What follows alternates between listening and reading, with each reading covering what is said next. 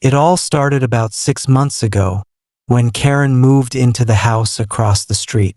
At first, everything seemed fine. She smiled at everyone, waved when she drove by, and even brought cookies to the neighborhood watch meeting. But as the weeks passed, the peaceful rhythm of our quiet suburban block began to unravel. Almost every night, loud music, shouting matches, and the occasional police visit became the new norm. My next-door neighbor, Tom, tried to be patient. He spoke to her politely. He called the authorities when it got out of hand. But nothing changed.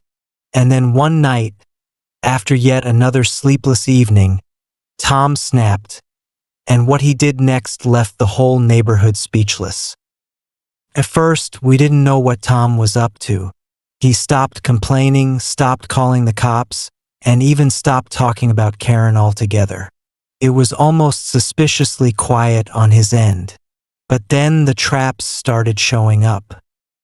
The first one was a motion-activated sprinkler system, rigged to go off whenever someone stepped on his front lawn after 10 p.m. Karen, who had developed a habit of stumbling home barefoot from who knows where and cutting across his yard, got soaked and furious. Next came the speakers. Not to play music. No, Tom had downloaded hours of barking dog sounds and set them to blast every time Karen slammed her car door past midnight. The sounds echoed through the cul-de-sac, bouncing off garage doors and windows. It was like a pack of wild dogs had taken over the neighborhood. But the most shocking trap was the fake neighborhood survey. Tom printed dozens of official-looking forms, left them in everyone's mailbox, including Karen's, and asked for anonymous input on disruptive neighbors. Karen filled hers out with fury, ranting about how some people need to mind their own business. Tom, of course, had already attached her handwriting as part of a growing collection of evidence. He later turned into a full neighborhood presentation at the town hall meeting. By that point, no one could deny it. Karen had become the problem. And Tom, well, he'd become a legend. Maybe a little unhinged, sure, but to some of us, a hero. After the town hall meeting, things got tense. Karen knew exactly who was behind the neighborhood uprising, and she wasn't going to back down quietly. The next evening, she parked her car halfway onto Tom's lawn, like a challenge, then cranked up her stereo with the windows down. The bass thumped so hard, it rattled the glass in our cabinets. But Tom didn't flinch. 2 nights later, he installed a motion-activated floodlight. Not a regular one, the kind they use at prisons. Karen stepped onto her porch at 1:43 a.m. in her usual chaos, and boom, lit up like she was on stage at a rock concert. She screamed something about privacy and lawsuits, but Tom just stood on his porch in his bathrobe, sipping chamomile tea like nothing was happening. Some of us tried to mediate. The Johnsons brought over cookies. Mr. Alvarez from 2 doors down offered to help fix Karen's broken fence. Maybe if the place looked nicer, she'd calm down, he said. But it was like throwing sugar at a hurricane. Then came the drone. No one knows exactly how Tom got it. Maybe he built it himself, maybe he had a cousin in tech. But suddenly, there it was. A small, buzzing presence that hovered just above Karen's roof every night between 10 p.m. and 2 a.m., equipped with a blinking red light and a soft, almost judgmental hum. Karen went ballistic. She called the police, but they couldn't trace the drone back to anyone. Rumors spread fast. Some people said Tom was recording everything. Others thought he was just trying to drive her nuts. Either way, it was working. Karen started yelling at her mailbox, threatening the trees, and accusing the squirrels of spying on her. It was surreal. The whole block felt like a reality show no one had signed up for. But we couldn't stop watching. And just when we thought Tom had done it all, he started digging. It started with a single orange construction cone. One morning, we woke up and found Tom's front yard marked off with bright tape, a caution. Work in progress sign hammered into the grass. A day later, he rented a mini excavator. The whole block watched from behind curtains as Tom, with an unsettling calmness, began to dig. Karen was livid. "He's building a bomb shelter, Tio, spy on me," she screamed from her porch. She called the city. She called animal control. At one point, she even tried to film a live video, ranting about deep state suburban warfare.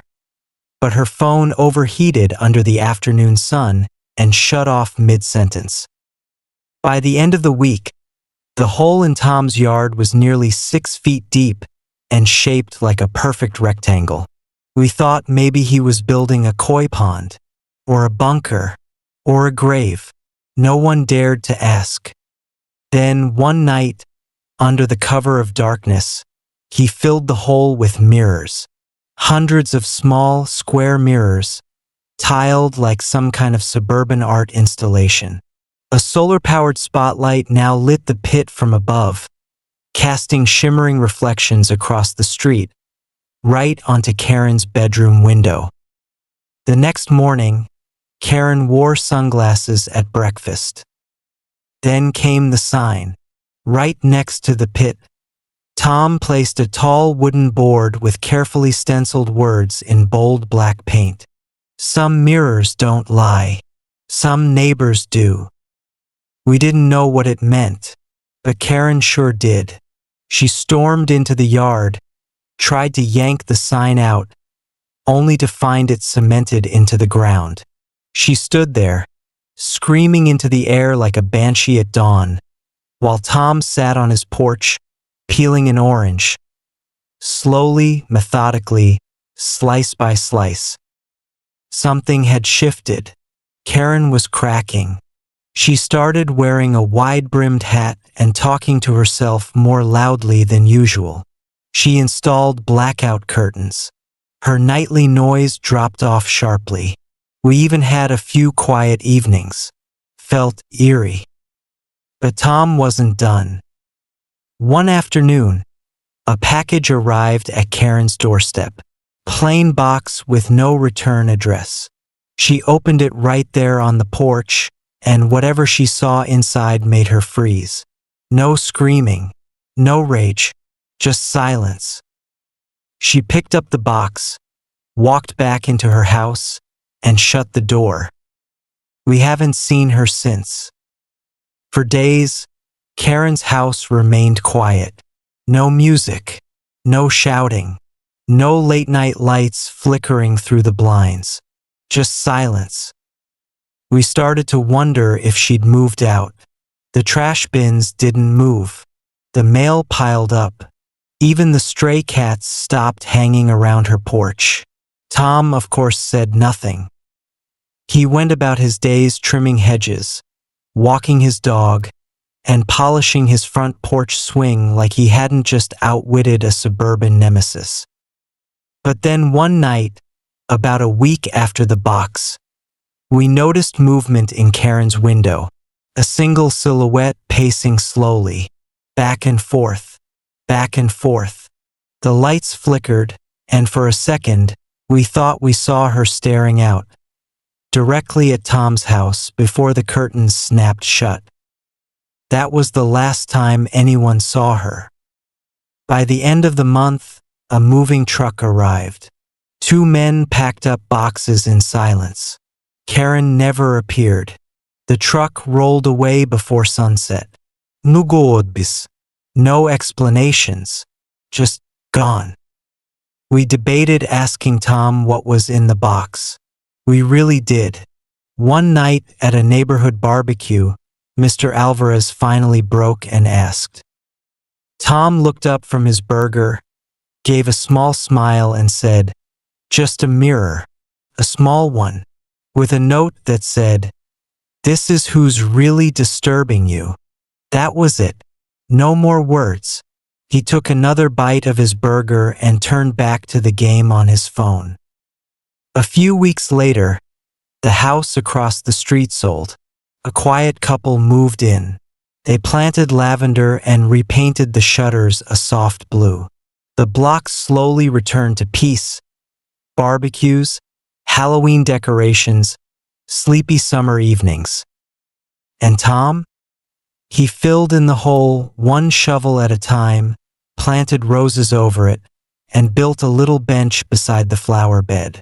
Sometimes he sits there with his dog, sipping tea, not saying a word.